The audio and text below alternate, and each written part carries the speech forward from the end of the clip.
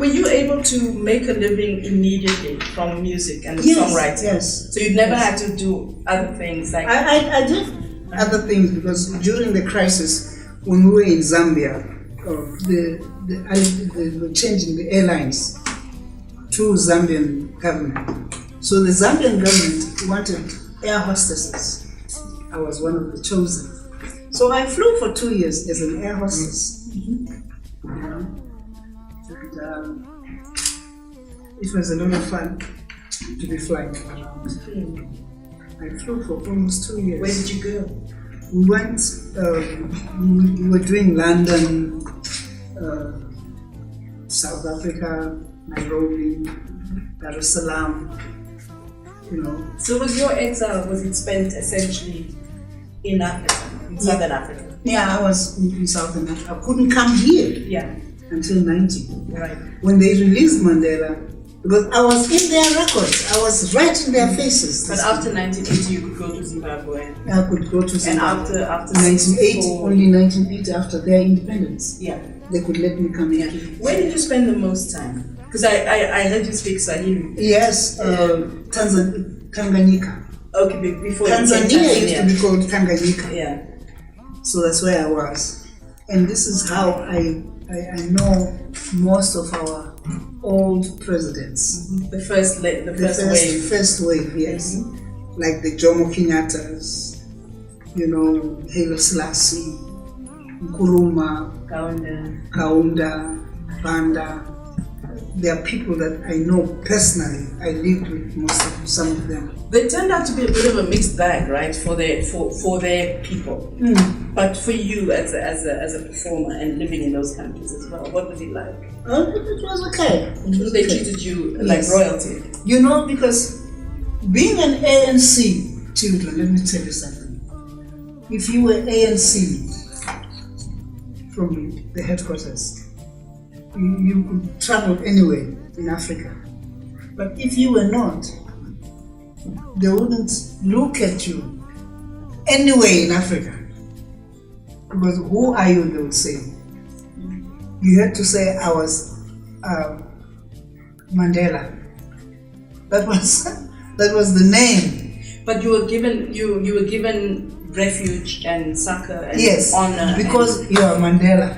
So South Africa was basically the last bastion of white supremacist thinking and this is why most of you people don't know you had xenophobia in this country, because the white folks told you wrongly about Black Africa. But if you take a look at what used to happen in Nigeria, children, there were days where they had to pay what they called Mandela dollar. If you didn't have that Mandela dollar, you're not going to sit in the classroom. You must go and bring the Mandela dollar. That dollar used to help the camps all over the continent. But you youngsters, you have your feeling, I'm a South African. And then, if you're a South African, then what? Because you don't know, you're finding yourself sitting on a beautiful chair like this. You don't know how this chair survived so that it can be put where it is for you to come and sit. You see a black brother coming, they say, I'm a kwere. This is what we're still fighting up to now. Because right now, we are trying to teach the youngsters, you youngsters, that when you see a black man, remove your hat. Because you are what you are now because of that black man. You wrote a song about Thabo Mbeki as well. Yeah.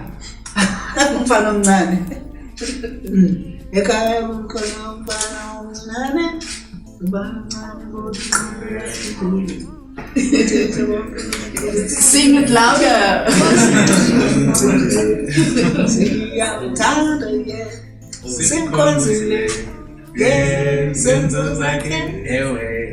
So Manda, Zulu, Neda. So you liked him.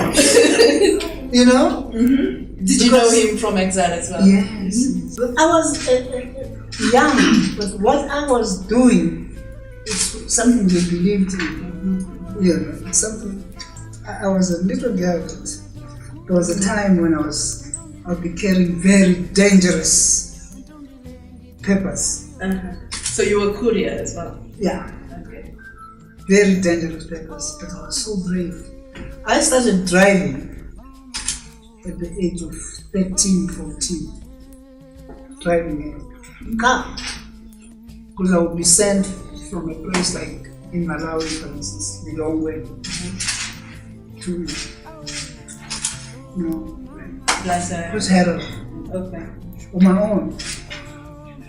So I'll be carrying these things, drive, and I'll be told you must be at that spot at such and such time. Do you still write now? Do you still write songs now? Yes, I do.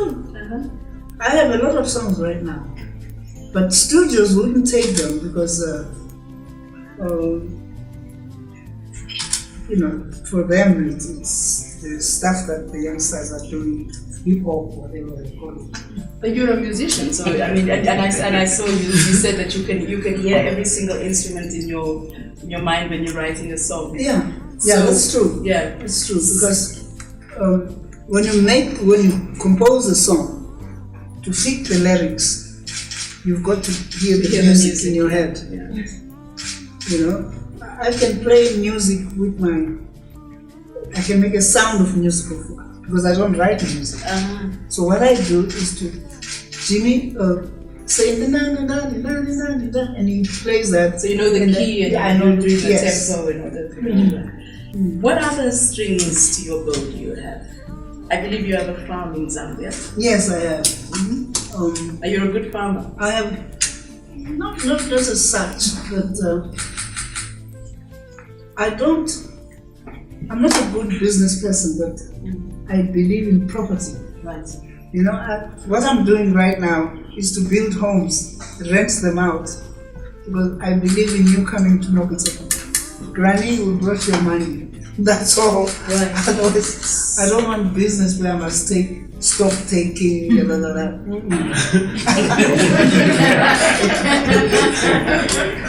can tell me that the electricity is not working, and I say, that's your business because you are living in that house. So you're a landlady. Yeah. I like that. I have a place in Mpumalanga. Okay. So that's that one, yes. So you never got married formally? I did get married. You did? And I said to the guy, look, see that beautiful girl, you marry that girl. No, seriously. Who was this man? Who was he? That you were briefly married to? Yeah, Tony. Little Tony. I told him, look, take that woman, make her your wife. I have to move because I had to move. Was he here? No, well, of course not here. No, he wasn't here.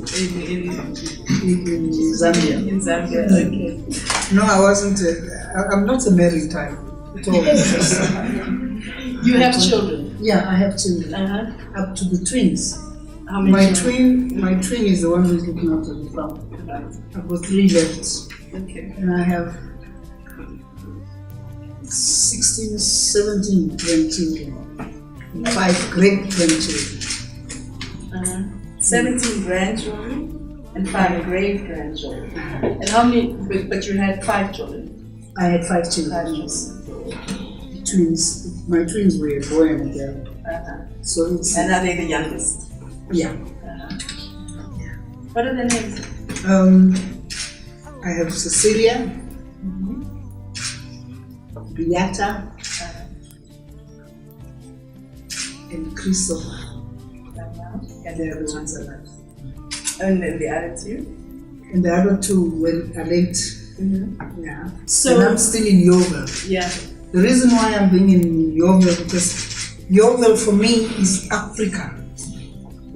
You want any black person from this continent of Africa, you find them in Yeovil. You remember there was xenophobia. It never touched yoga. Because that's the whole of Africa is in that one little place. So we looked after each other. You go to Yeovil right now, just walk the streets of Yeovil. You'll hear 1 trillion languages being spoken. And yet we look the same with different languages within Yeovil. Never? So for me, I'm in Africa.